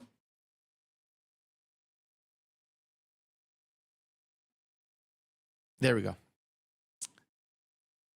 Evil likes children, and children like evil. That's a terrible thing to say. It's a wild line. I think it's more apropos when she says earlier, again, that feeds off fear, and children are always the most afraid. That's a little bit more apropos. That's a little bit more explicit, I would say, but yes, of course. Oh, yes. This. Before we do our breather.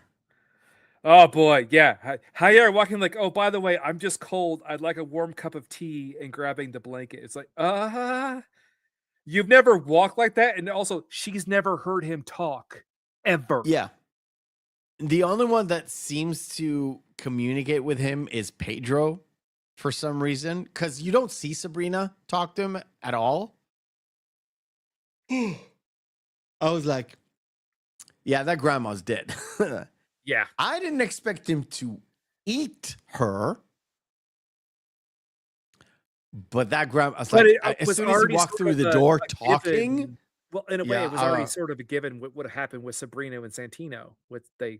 She ate his brains. And yeah. Again, Eduardo said, like, well, in the barn was a setup of what the reveal is at the very end of the movie. Yeah. Anyway, we'll take a little bit of a breather because you know what? It is fun to talk about movies, even movies that I hate, honestly, because I can see where stuff is going, but I don't like the road nor the storyteller or whatever. All right, let's play our second game of the night. It is Cinema Deathmatch. Round 1, fight. Cinema Deathmatch is where we take two movies, pit them together, and see which one is the best one. If there's no discernible difference between the two, both of them are bad, or both of them are good, we fall into our criteria, which is Saturday evening, Friday evening, out with the girls, out with the boys, out with your significant other. Two movies in a vacuum. Which one will we pop in? The Elephant Man or Risky Business?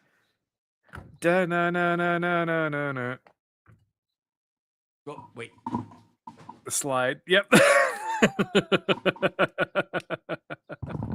Sing it. I am not going to. Sing it. I can't carry it. Sing Just it. take those old records off the shelf. Go on. There you go. All right. Old time rock and roll. Anyway, Risky Business. You know what? Because Elephant Man, although a great movie, fucking sucks. Yeah, it's way too long. Great acting. Great acting. Anthony Hopkins, John Hurt, all that good stuff. Good, constructed, well-written story. It fucking blows because it goes on forever. Forever. Risky Business, it's stupid, but it's fun and it's really rewatchable. Elephant Man could be considered an Oscar bait one and done. Oh, it was. Oh, yeah, it was. It was. So, to me, Risky Business, for sure. What does this? The crowd says The Elephant Man. Gambit, No, that's not Gambit. I'm sorry. The horror cat dad. No, don't do this to me. You've been good all week, Flickchart. It's been good all week. I'm telling you. I've been using it for other purposes. Sorry about this. No shit. Ever since they changed their site, it's been a nightmare. Yeah. Pain in the ass. Hold on. I will F5 this. Literally, when you click like Flickchart, it used to give you like the main site. Now it gives you something else. And you have to wiggle your way around to getting the charts. Come on. You're giving me the it's not you, it's us routine. If it's anything, it's you. Come on, George. Jesus Christ. Come on. I've got a backup plan. Not to worry. I've got a great backup plan. No, not podcasts. Posts. All right, ladies and gentlemen, straight from your YouTube posts, it is The Sixth Sense or Awakening. Pay no attention to the people who actually voted. Pay no attention to the man behind the screen. Yes, is it Sixth Sense or Awakenings? I know how you feel about The Sixth Sense. Yeah, you already know my vote. Doesn't even need to be said. You're going for Robin Williams and Robert De Niro's Awakenings. Yes, because I still think again, I'm glad this one, again, the first time I saw When Evil Lurks, it was a very welcome surprise because you didn't know how it was really going to end. With The Sixth Sense, yeah, within 5 minutes, yeah, he's dead. Got it. Okay. Thank you for ruining a 20-year-old movie or 27-year-old movie. 20, yeah. It's for me, it's Sixth Sense. Easy. It's just it. I've rewatched it several times. I don't really care. Okay. The Blues Brothers or Coneheads, both an SNL skit that turned into a full-blown movie. Yeah. Blues Brothers. I mean, come on. It's in my favorite city in the entire world, and I've been to a couple. And also, still, Orange Whip.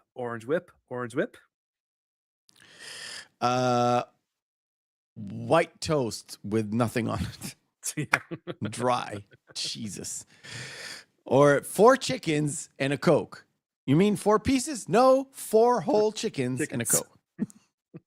To me, it's actually Coneheads. Coneheads is a fun movie, though. I recently rewatched it.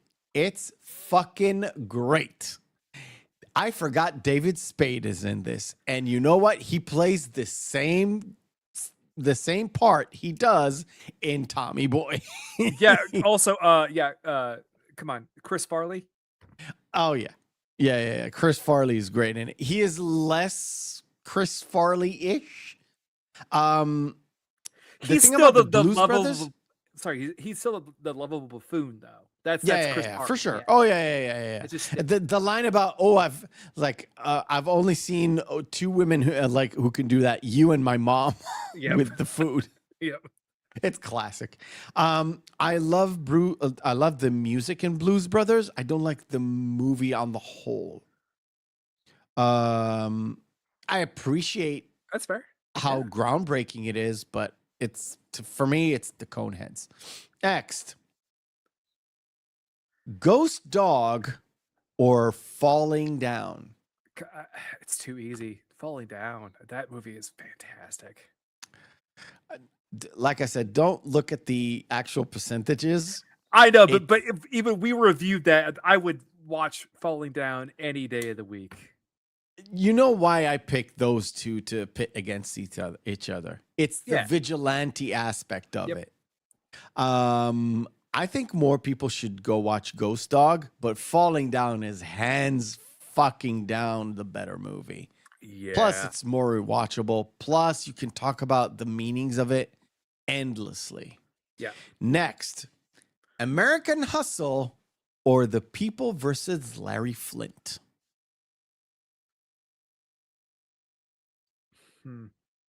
I would honestly go with The People versus Larry Flint. I really Really? like Woody Harrelson in that role. I really, really do. I'm actually surprised because that is my pick as well. American Hustle is good. I didn't like Bradley Cooper in it that much. I did love fucking Christian Bale in it. Yeah. Because he disappears in the role, and I love that. Because that's old school Christian Bale, like we know from The Machinist. Yeah. Like, Yes. That's not Christian Bale anymore. That's the role. Yeah. Yes, exactly. And one last one. Unforgiven or Gran Torino. That's way too easy. I mean, Gran Torino is a good film. Don't get me wrong. It also has by far one of the most heartbreaking endings, but Unforgiven. Yeah, that Unforgiven for me, even though it is a Western, but Unforgiven. It's on my rewatch list. Yeah, for a reason. And the reason is it's fucking good. Yep. Okay, cool. I'm sorry about that. We might need to rework the segment after 5 years, especially with the site that has been fucking up for at least like 4 of the 5 months. Yeah, we'll figure it. You guys don't actually see it. I see it. All my feelings sees it a little bit. Yeah, we'll figure it out. We'll figure something out. But I do love the pitting the movies together. All right. Okay. So talked about the Jaime part of that evening. Let's talk about the Pedro part of the evening. Because it does go back and forth a little bit. And then once Jaime has the Sabrina moment with the brain spilling out, that's kind of the end until the very end. Very right? good, yeah. That's the last time you see Jaime till then, yeah. Yeah. This also was already just a dead giveaway that all of them were possessed, obviously. But I love how Mirta set it up before of how you can tell who has become one of the rotten or one of the possessed by just a simple statement saying, babies that don't cry, kids sitting there silently. No, they're all gone. Kids do not sit quietly if there's nobody around. Yeah. That is, if you ever went into a room with kids in it, there's always noise. White noise, actual noise, there's always noise, especially at that particular age, right? Mm-hmm. Right? Where they're between 0 to at least 12. There's shouting, there's yelling, there's always fucking noise. Holy shit. And the quietness and the eeriness of this entire scene is palpable. And when they start, like when Mirta starts to talk to these kids, I was like, I can see why Children of the Corn came into this. Even though it's less Children of the Corn, more like Village of the Damned kind of kids. Yeah, which in a way though, but Children of the Corn was also just kind of an interpretation of Village of the Damned. Kind of, really? Yeah, so what's so great too is obviously, given what we saw before with Sabrina eating Santino's brains and everything, how the kids have the red stains around their mouth and they have the white chalk. It wasn't until like one of the little girls kind of broke through a little bit, like they were putting lime on the bodies to try to hide the smell. Like, And this is the moment where this is where I thought maybe Pedro is possessed or something, because she's like, can you not smell this? Yeah. And he's like, smell what? Like, ooh. There's something there. Either she's highly susceptible, that's why she's a cleaner, or he is so off kilter or he's possessed and he doesn't even know it. I don't even know. Off kilter, or maybe just the fact that I don't know when's the last time that Pedro took a shower until the end of the movie. Also, yes, maybe. The fact that he doesn't realize this boy's possessed is beyond me. There's so this kid crazy. trying to give him the false information, and there's a little girl who also then tries to come like, no, he's over at my house, and Murta's like, you fucking idiot, they're all possessed. They're trying to lead us away. It's obviously here. Yeah. Look, man. I know what he's beating the shit out of that little girl. He's beating the shit out of this little girl.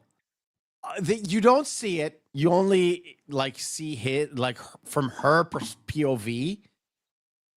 But again, it's not one of those scenes where you would see in any other horror film. Oh yeah, at least coming from the States, right? Or Canada or whatever.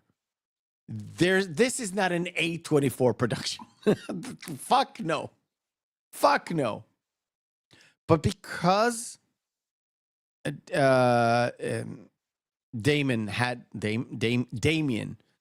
that's another crazy name, but Demián had that sort of freedom to do whatever he wanted. Essentially, he just went there. He just went there. He's like, Pedro's full on rage. And then, of course, when they do discover the bodies, like Mirta says, the rotten is here. He's hiding in, like, they're trying to send you away.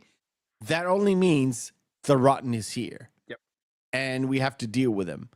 And they go into that theater. It's the auditorium where he's pulling up the boards with the hammer. And immediately it's like, oh, there are the adults. Yes. Oh, I've discovered all of the adults. Like all of them. And she's even asking him, is he alive? As in the rotten is alive? And he's like, no. He's like, he's I don't know. Calling him. He's like, no, he's not alive. She's setting up this thing. I don't know what is supposed to happen. Is she supposed to shoot him with this?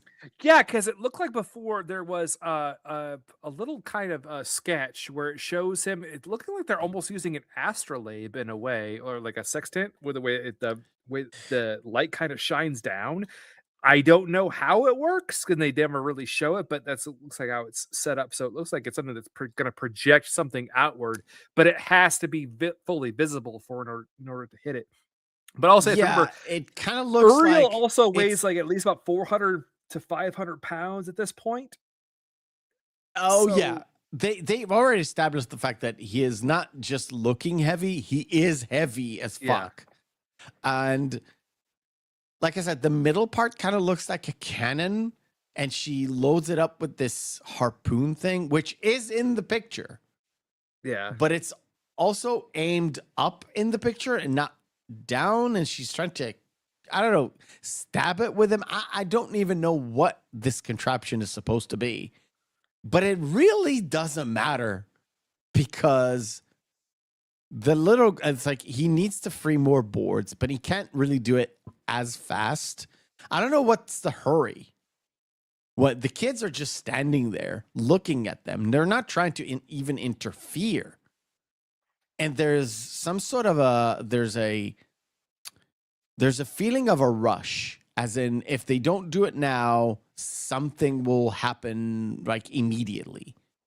But it doesn't really, like, if you really think about it, what's the fucking hurry here? Well, it could be just given the own mythos around this universe. It could be that the possession has gone so far and wide and spread, it has to take a time in order to recall its sentience back to enough beings in order to have the kids attack. Yeah, this is the one where I like, okay, just aim it down. Holy shit, just aim it down and fire also this like fucking harpoon and let's get but over apparently it. like it can't hit it in the head because, well, it got enough to where Uriel's head's up, so it just bring it, right? But I don't know. I don't know. The fact that the kid is like, okay, in the principle, there's an axe. He is so distraught, and there's so much, like I said, there's so much stress and pressure to get it done, as if they're in some sort of a hurry. Mirta doesn't actually say to him, "Don't go and get the axe." Well, it's also she says she's lying to him. That's what she says. Well, it's also because wouldn't he figure it out? Because that little girl has already tried to lie to him before. Yeah. And this is the moment where I was like, "Oh, this is Argentina." Well, he goes in there, and then oh my god, that scene with Mirta and that little girl on set was having way too much fun with that hammer. Oh yeah. Because sure. It's literally drag, step, boom. I'm thinking of that Simpsons line, "Stop it, he's already dead." Yeah. To me, it's like, if they're together, they're not attacking them. If she's left alone, then she gets attacked. It could be. I couldn't understand the rules here. Well, it could be that too, that if they were to not separate them, then the Pedro would be cognizant of the fact that there's a deception there. So the birth would not happen. And the thing is that they need essentially they need Uriel to be killed in order to birth the demon. And Pedro is the perfect one to do it because he would just bash his brains in, which he does in a second. Mirta wouldn't. Yeah, but wouldn't the sextant thing, the harpoon thing, would also kill him, but maybe not in the head? Maybe they don't know that. Maybe they just assume that if the demon thinks if it gets shot by the harpoon, then it's going to be exorcised. I'm really limited on what I can show, but let's see this. He's wearing a red sweater. Yes.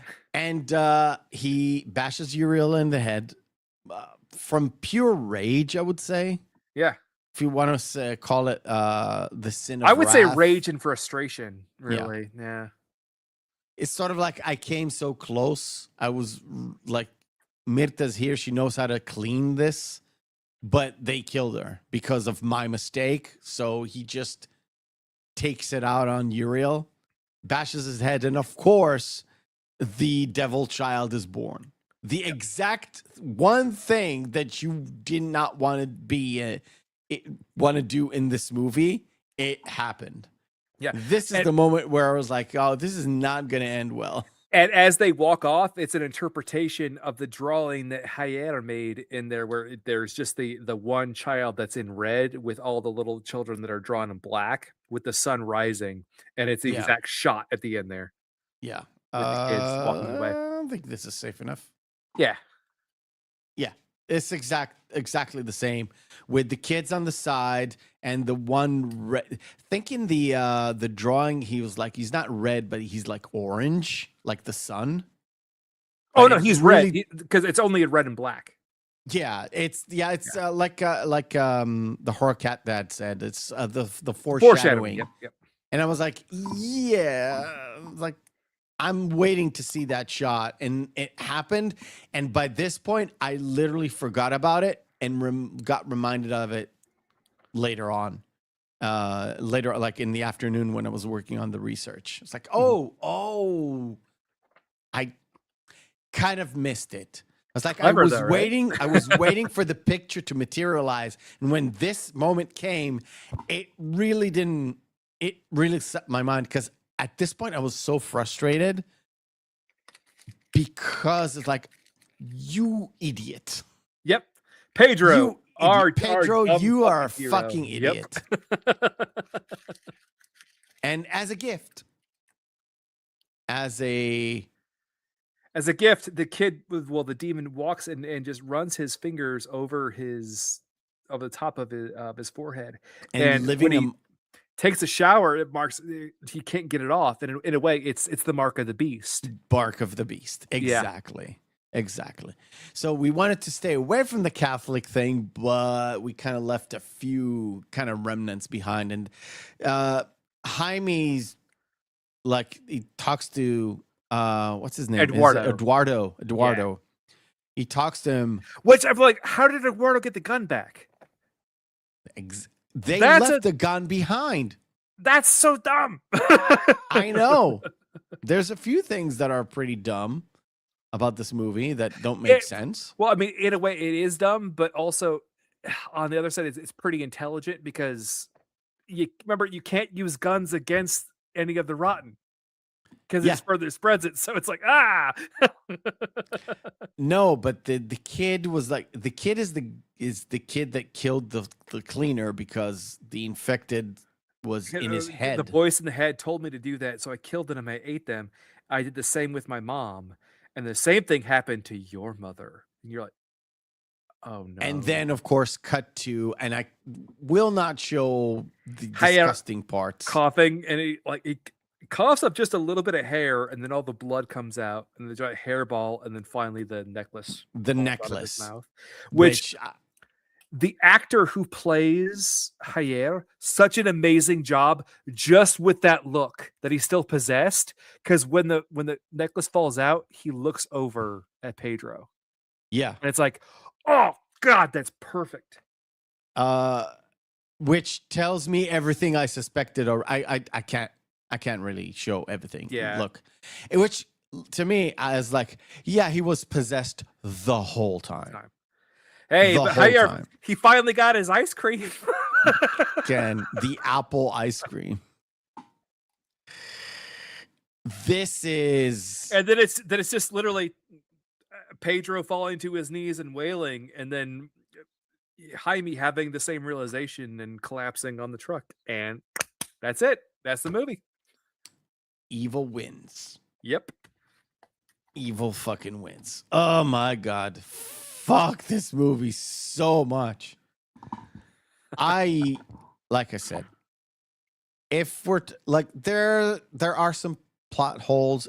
Again, the Eduardo thing, it's a little bit of an exposition dump to give you that to explain the origin, final gut punch. Yeah, final gut punch. Kind of fills you in a little bit of what happened literally at the start of the movie, but it really doesn't change anything. And besides the small bits of plot point, a lot of the information you fill in for yourself, a lot of it, like we said, and it's good. The movie is, as I mentioned at the start, it's well made, it's well shot, everything has intent, as the director writer wanted you to see this, did not want you to see the other thing.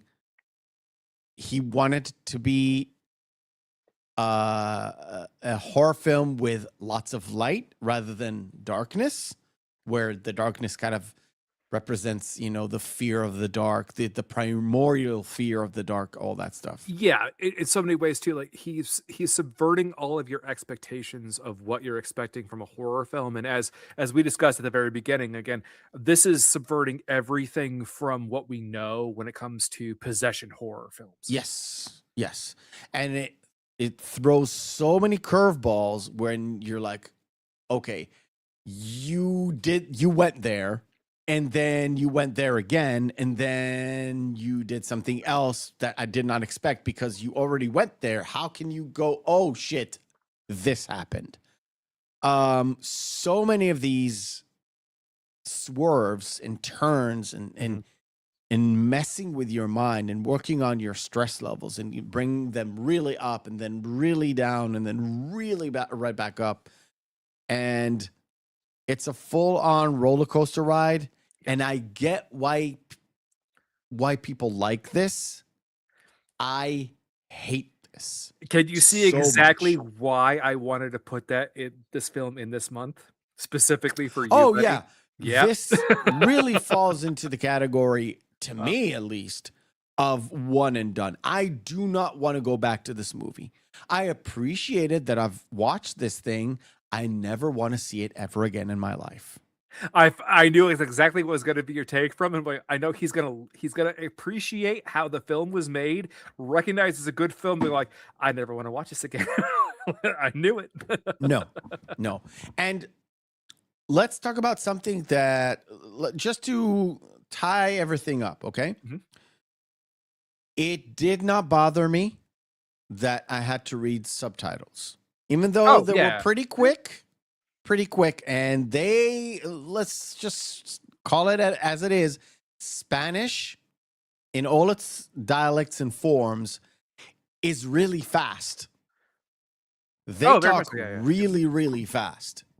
And it has a little bit less vocabulary than English. A little bit. So, let's say, hijo de puta is not motherfucker. Yeah, it was translated as motherfucker, and it's long, and it takes up a whole lot of subtitle space. So the subtitles, when they were cursing, they jumped a lot. It will do that. I feel kind of the same. I feel bad for like anyone who's trying to watch a film, a series like The Bear, watching that. Yeah, son of a yes. But like anyone who is not a native English speaker watching a show like The Bear, where they curse at each other like a mile a minute in English, just with the with the subtitles, be rapid fire. That's the whole point. But did I mind that it was in Spanish? No, I really didn't mind. Which again, one of the films that we did that we enjoyed the most, which was I Saw the Devil. That's Korean, and we both love that movie. Yeah, did not mind at all with the translation. Even it was a little bit lost in translation, but a little bit, yeah. I would say the story beats were pretty clear. Mm-hmm. Pretty clear. All right. That kind of ties that in for me. I appreciate that you brought this movie to me. Never do it ever again. No, I'm kidding. Do it. Wait for a couple of weeks and then you'll see. But I already hate it. for my part, we talked about this before. Like, I absolutely adore this film just because the director was brave enough to make social commentary about his own home country while doing something so brave as subverting a subgenre of horror. It's wild that the film got made to begin with, and it shows to his talent and also the talent of the team that he had working with, especially all of the physical effects guys, and also I'm sorry, is it Ezequiel, the guy who played Pedro? What an amazing actor! Even though he played an idiot, Ezekiel 2517. Yeah, even you will know my name is the Lord. When I had vengeance upon thee. I just thought it was a mean thing to say. Sorry, I just thought it was a cold thing to say to a motherfucker before I capped him. Yes, correct. But I thought he did a great job, even though I hated the Pedro character. I thought Jaime was way better, even though he was a tad stupid. Yeah. Well, actually, horror. If you watch the review, we'll do a review at the beginning. We talked about Terrified at the beginning. Yeah, which I talked to Mef about this before the show started. Yeah. Not Terrifier. Terrified. Yes. Yeah. Anyway, that is it for us today.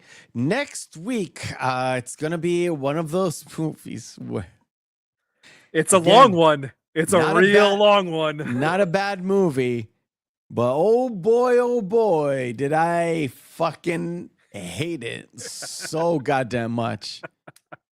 But we will talk about it. It is Midsummer. Midsummer with Florence Pugh and other actors that are, I think, Norwegian.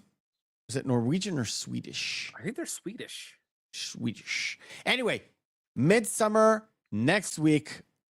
Go watch it this week and join us. We'll talk about it. I promise we will talk about it. And remember, well, it depends on how you watch your films. It may take you the entire week to watch it. Probably. It's a long one. I will do it in 2 sessions, or just the one though. Anyway, that is it from us because, guys, remember, hope is a good thing. Maybe even.